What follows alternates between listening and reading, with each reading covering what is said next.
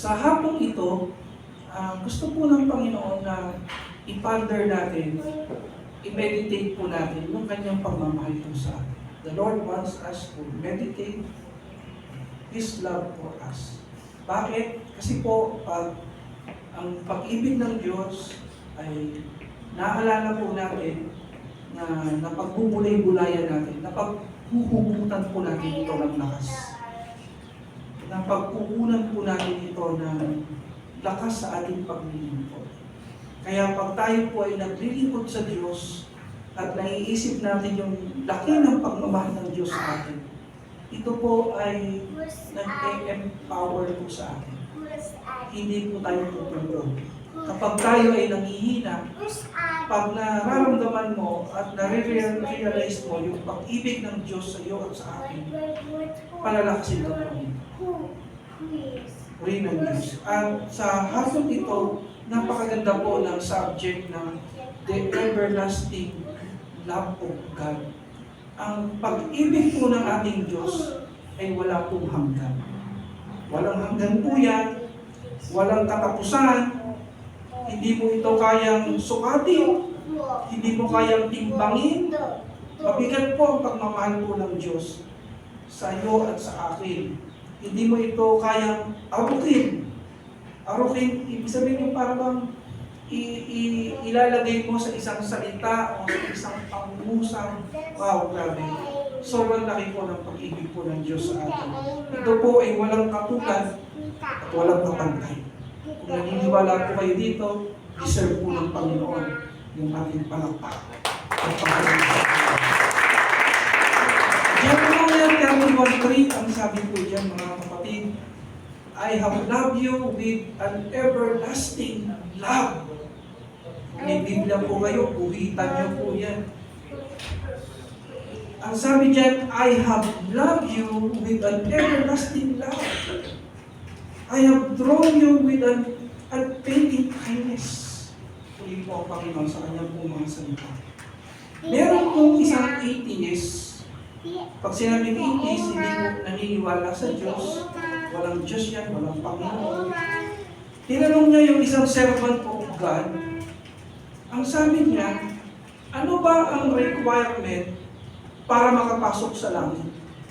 Ang sabi po ng man of God, perfection. Perfection. Tapos yung second question niya, sabi niya, ano namang klaseng tao yung mga nasa langit? Anong klaseng mga tao yung pumapasok sa langit? Ang sabi po ng man of God, imperfect people. Imperfect people. So parang muntik nang mabintang yung nagtatanong kasi sabi niya, how could it be? Sabi mo, ang requirement para makapasok sa langit, perfection. Tapos sinasabi mo na yung mga tao nasa langit, imperfect. Paano mangyari yun? Minsan hindi nila maintindihan talaga yung pag-ibig ng Diyos hanggat hindi nila ito nauunawaan at nararanasan. Amen? Amen? Ang sabi po ng lingkod ng Diyos, Romans 3:23, lahat tayo nagkasala. No one is perfect. Lahat tayo bilangguan, nasa bilangguan ng kasalanan. Lahat tayo, meron tayong sentence, may hatol po tayo ng kamatayan sa apoy ng impyerno because of our sins. Pero purihin ang Diyos, sobrang tindi ng pagmamahal ng Diyos sa atin. Pero God is holy, God is righteous, He is just, hindi niya rin i-break yung kanyang mga batas. Na ang sabi ng Panginoon, kung walang sakripisyo, walang redemption. Kung walang magbabayad, walang kaligtasan. Ang ginawa ng Panginoon sa John 3:16, He sent His only Son. Doon ang ginawa ng Panginoon nagkatawang tao ang Diyos at tinubos niya sa krus ang ating po mga kasalanan. Na lahat ng ating kasalanan, binayaran niya po yun at yung kanyang katuwiran, yung kanyang righteousness ibinigay niya sa iyo at sa akin. Binihisan niya po tayo ng kanyang kapuwiran. Kaya kapag tayo nasa harapan po ng Panginoon, tayo mga tumanggap kay Kristo, tayo mga nananalig sa Panginoon, pag tinignan tayo ngayon ng Diyos, ang nakikita ng Diyos hindi yung nakaraan mo, kapatid.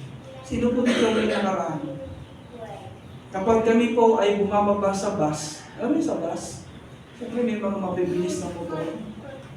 Ano pong sabi ng konduktor? Tumingin sa nakaraan, huwag sa hinaharap. Sabi ko, parang baligtad. Ang ibig pala sabihin ng tumingin sa nakaraan, kasi na may mga motor, kapag nakatingin ka doon sa hinaharap, pwede kang accident. Ganun pala ibig sabihin mo. Sabi ko, ang talinghaga. Purihin ang Panginoon dahil sa kanyang awa, habag at pagmamahal niya sa atin. Yung ating karumihan ay hinugasan ng kanyang dugo at ang kanyang banal na spirito ginawang tahanan yung ating pong katawan at ginawa niyang templo. Binago po tayo ng Panginoon. Kaya every time na humaharap tayo sa Panginoon, hindi na nakikita ng Panginoon yung past mistakes mo. Hindi na nakikita ng Panginoon yung mga pagkukulang mo. Hindi na nakikita ng Panginoon yung kasamaan na nagawa mo, yung karumihan na nagawa natin, kundi ang nakikita ng Panginoon sa atin, yung katuwiran ni Kristo. Yan ay ginawa ng Panginoon dahil sa ating ginawa yan ng Panginoon dahil sa pagmamahal niya sa atin. Palakpakan po natin ang ating Diyos. Basahin po natin sa Tagalog, Jeremiah 31:3, sabay-sabay po tayo. Sumagot ang Panginoon, nagmahal ako sa iyo ng isang walang hanggang pag-ibig. Grabe, no? Walang hanggan. Walang katapusan. Kaya ginawa kitang akin. Pakisabi nga sa katabi mo, sa Panginoon ka. Para ka sa Panginoon. Ginawa kitang aking sarili. Dahil sa pag-ibig na walang hanggan. Sino dito para sa Panginoon? Para tayo sa Panginoon. Wow, grabe, kapatid. Para ka kay Lord. Binavalue ka niya, tinetreasure ka niya. At dahil para ka sa Kanya, iingatan ka niya. Babantayan ka niya, kinikare ka niya. Concern siya sa iyo. At dahil para ka sa Kanya, ang buhay mo, sa Kanya mo lang ipapagamit. Exclusive para lang kay Lord. Kaya kapag naglilingkod ka sa Panginoon, hindi ka papayag na yung talent na binigay ni Lord sa iyo, ipapagamit mo sa sanlibutan. Hindi ka papayag. Kasi para kang nahihiya sa Panginoon. Parang iniisip mo, itong talent na meron ako, para lang ito kay Lord. Kasi si Lord, sobrang tindi ng pagmamahal sa akin. Amen! Purihin po ang Diyos. Now, ano po ba ang context? Pakisabi ko context. Ano po ba ang context ng Jeremiah 31? Ang context po dito, ang bayan po ng Diyos, nasa foreign land. Napalayo po sila sa bayan nila. Nag-migrate sila. Buti na lang hindi si President Trump yung president nila. Kasi siguro pag illegal, walang papel, uuwi ka talaga. So, ganoon po ang kalagayan po nila. Nasa foreign lang sila. Malayo sila sa lupang sinilangan nila. Malayo sila sa Jerusalem, malayo sila sa temple, malayo sila sa worship place. Napakalayo nila kung titignan mo yung distansya. Pero sinasabi ng Panginoon dito na kahit napakalayo mo, kahit ang layo-layo mo na, sabi ng Panginoon, gaano ka bang kalayo? God still loves you. Isa may mga tao nahiya sa Panginoon, layo ko na, dumi ko na, dami kong pagkukulang sa iyo. But the Lord is telling us, kahit man napakalayo natin, hindi po nagbabago ang pagmamahal ng Diyos sa atin. Hindi sa ikinagawa natin. Si Jeremiah po ay tinatawag po na the weeping prophet. The weeping prophet. Bakit po siya tinawag na the weeping prophet? Na lagi siyang umiiyak, lagi siyang tumatangis dahil napakatigas ng ulo ng mga tao. Nasasaktan siya, umiiyak siya dahil ang tigas ng ulo ng mga tao. Pakisabi nga sa katabi mo, huwag kasi matigas ang ulo. Huwag kang pasaway. Ha? Huwag kang pasaway, please. Jeremiah po, nasasaktan. Tumatangis. At sinasabi ng Panginoon sa atin, ano po sabi ng Panginoon dyan? Kung ikaw man ay nasasaktan o tumatangis, I just want you to know that God loves you. Sino po dito nasasaktan? Sino dito pagod na puso? Ano ba ang dahilan kung bakit ka nasasaktan? Lagi mong iisipin, mahal na mahal ka ng Diyos. Amen. During those time po, ito pong teksto na binabasa natin, itong Book of Jeremiah, during those time, inaani po ng Israel, pakisabi po, consequence. May consequence yan eh. Inaani po ng bansang Israel yung kanilang mga pinagagawa. Kasi po, matigas po ulo nila, ayaw po nilang sumunod sa Panginoon. Parang nangyari sa kanila dahil ayaw nilang sumunod sa Panginoon, may mga consequence. Nagbubunga yung kanilang mga pagre-rebelde. Nagbubunga yung kanilang mga pagsaway sa Panginoon. Para bang ang dilim-dilim na kanilang kalagayan,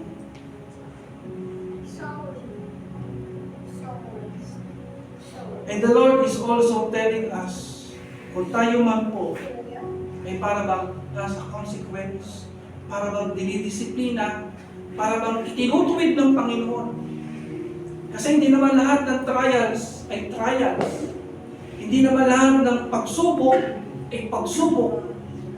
May mga problema po na dumadating kumisa sa atin, hindi lang po sa atin, maging sa mga nanonood po sa atin ngayon. May mga problema na kung saan ito po yung parang disiplina ng Panginoon. Pagtutuwid ng Panginoon sa atin.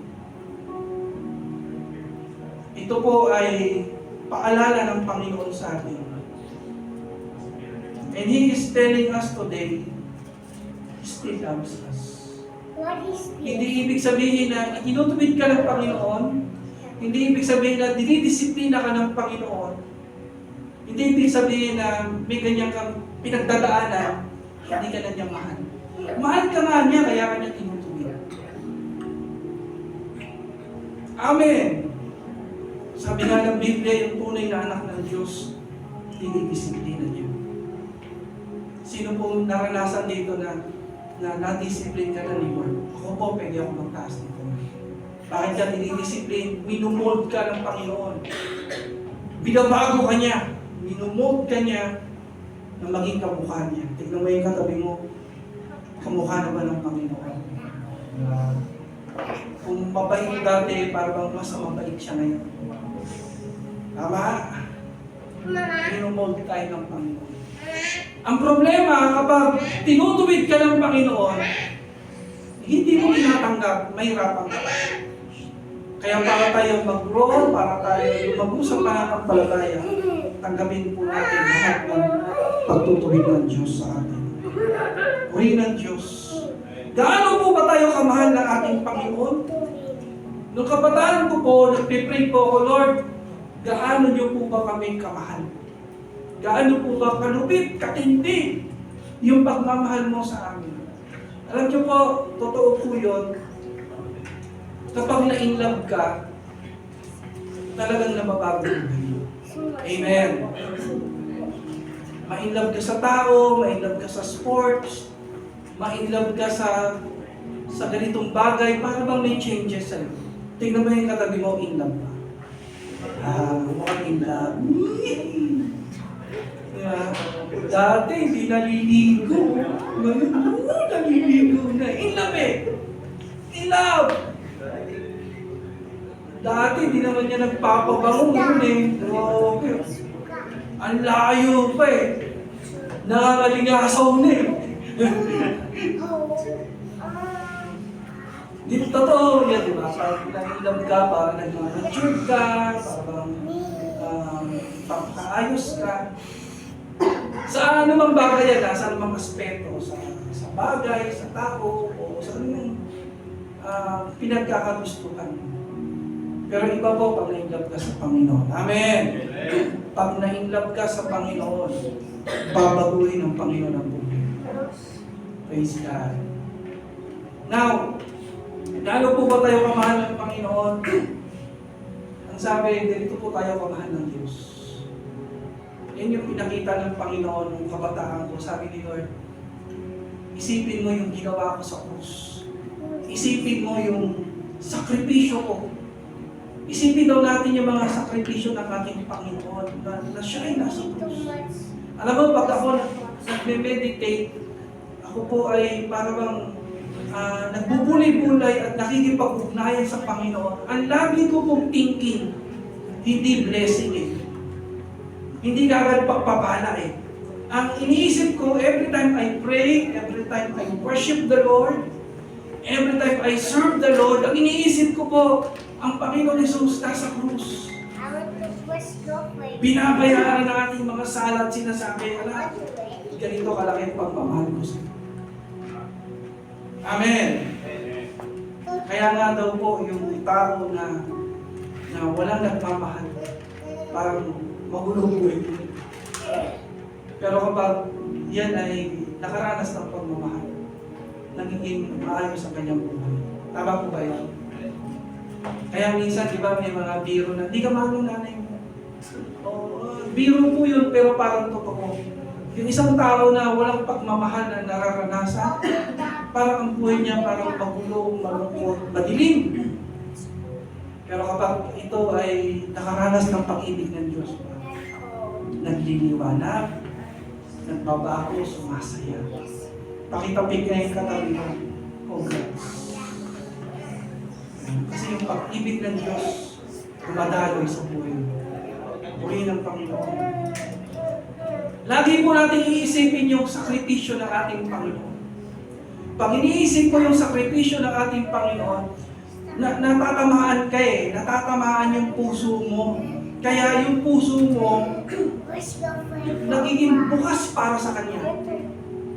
Pag iniisip ko yung kabutihan ng Panginoon, yung grace ng Panginoon, yung mercy ng Panginoon, yung eternal love of God or the everlasting love of God, pag iniisip mo yun, oh Lord, grabe, napakabuti ko. Parang sa magulang po. Kapag ang isang kabataan parang ayaw niyang ayusin yung buhay niya, pag yung isang kabataan parang sinisira niya yung buhay niya, nakita niyo po, pag na-realize niya yung sakripisyo ng papa niya, na-realize niya yung sakripisyo ng nanay niya, para sila itaguyod, meron po changes na nangyayari. Tama po. Kaya pansinin niyo po yung mga kabataan natin, naiisip nila yung hirap, yung sakripisyo, yung pagsisikap ng kanilang mga magulang, kaya tignan mo yung effect sa kanila. Grabe. Nagiging pagpapala. Amen. Amen.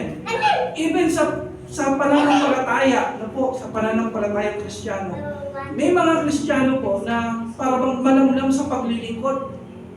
Hindi malalim, parang mabilis matangay ng sanlibutan, mabilis pataubin po ng diablo. Pero yung mga Kristiyano po na iniisip nila yung sakripisyo ng kanilang magulang at magulang sa pananampalataya, their pastors, pag naiisip nila yung ginagawa ng mga naglilingkod sa Panginoon, nagkakaroon po sila ng changes. nagkakaroon po sila ng transformation. Amen! Alam niyo po ba na ang Diyos po, matindi po ang bilin. Matindi po bilin.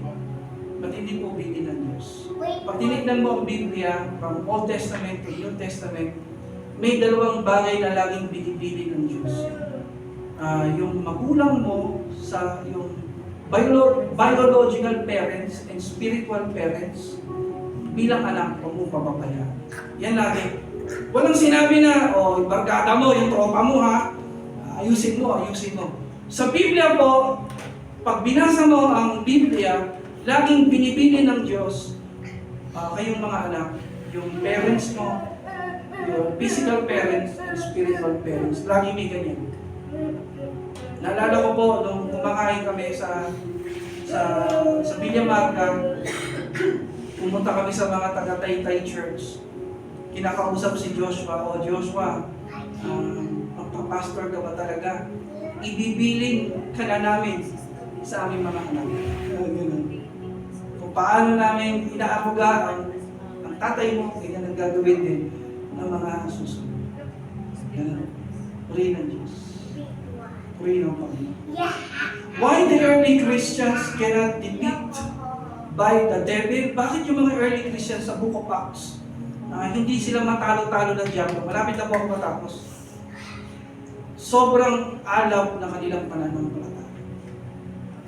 Sobrang sipag nila sa gawain ng Diyos. Sobrang tindi ng pagmamahal nila, loyalty nila, submission nila sa mga naglilingkod sa Diyos. Kaya naman, nakita mo yung mga early Christians, hindi po sila nayayanig, hindi sila natatalo ng kaaway kasi ang aalam nila. Pakisabi nga sa katabi mo, maalam ka rin sa Panginoon. Maalam ka sa Panginoon. Masipag ka, committed ka, grabe yung faith mo kay Lord. Amen! At dahil sa maalam ka, masipag ka, hindi ka rin kayang talunin ng diablo. Hindi ka kayang pataunin ng diablo. Purihin ng Panginoon. At dahil maalam ka, masipag ka, nakakahawa ka. Hawakan mo yung katabi mo, hahawakan ka. Hahawakan ka. Yung alam ng paglilingkod na ginagawa ko. Yung alam, yung sipag, yung pagmamahal ko sa gawain ng Panginoon, ipapasa ko sa inyo. I-share ko sa inyo. Panalangin ko po, kami po ay magkakabatch kami nila Brother Lito, nila Tatay, Oye. Panalangin ko po kung kami man ay kunin ng Panginoon. Kunin kami ng Panginoon paglipas ng 30 years, 40 years. Hindi namin alam. Kayo na susunod. Ipagpatuloy niyo po sa amin yung maalat na pagpili. Pagpatuloy po. Nakita niyo naman yung pagmamahal sa amin. Sa mga kapatid lang. Sana yung tuloy. Tuloy niyo. Pakituloy. Pakituloy. Pakituloy po. Pakituloy. Para ang gawain ng Panginoon magtuloy-tuloy. Amen? Kung ang pinakita ng inyong mga magulang, sila Sister Lisa, sila Sister Maribig, talaga namang, sila Ate Lalay, grabe yung pagmamahal nila sa gawain ng Diyos, sa lingkod ng Diyos. Kung yun po ang pinapakita nila, pwede ho ba? Ipagpatuloy po natin yun. Pwede po ba? Promise natin kay Lord. Covenant natin sa Panginoon. Kasi ito pong mga young generation, sila po ang magtutuloy po. Kayo po ang magtutuloy. Kaya ko namin sinasabi ito sa inyo. Sabi po ng Biblia sa Genesis 12:3, kaya po natin tumayo. Sabay-sabay po natin basahin. Genesis 12:3, I will bless those who bless you, and whoever curses you, I will curse. And all peoples on earth will be blessed through you. Laging ine-exhort yan ng convention at saka ng anniversary. I will bless those who bless you, and I will curse those who curse you. Sabi ng mga exhortation, pag pinagpapala mo lingkod ng Diyos, pagpapalain ka ng Diyos. hindi ka kakalimutan ng Panginoon. Ano ba nagawin mo sa lingkod ng Diyos? Ginagawa mo yan sa Panginoon. Alam niyo po, yung mga talata na yan, mahirap yan gawin kapag hindi mo mahal ng Diyos. Mahirap gawin yan pag hindi mo naiintindihan yung laki ng pag-ibig ng Diyos sa iyo at sa akin. Pag naiintindihan mo yung grabing pagmamahal ng Diyos, pupuo yun ang puso mo. Ay Lord, i-bless ko yung church ko. I-bless ko yung mga naglilingkod sa iyo. I will support them in prayer. I will support them financially. I will support them morally, Panginoon. Kung kailangan nila ng encouragement, i-encourage ko sila. And today, let us worship the Lord through this song. Napakaganda ng awit nito. Kasi ang awit nito nagsasabi na yung tindi ng pag-ibig ng Diyos sa atin. Na hindi niya tayo kinukondem, hindi niya tayo binibilangan, na ang pag-ibig ng Diyos ay tunay na dakila at walang kapantay. Let's worship the Lord. So honey, say your heart's holy.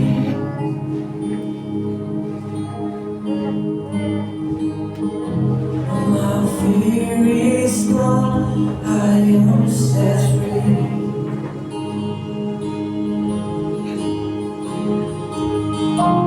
There's nothing to hide, there's nothing to measure.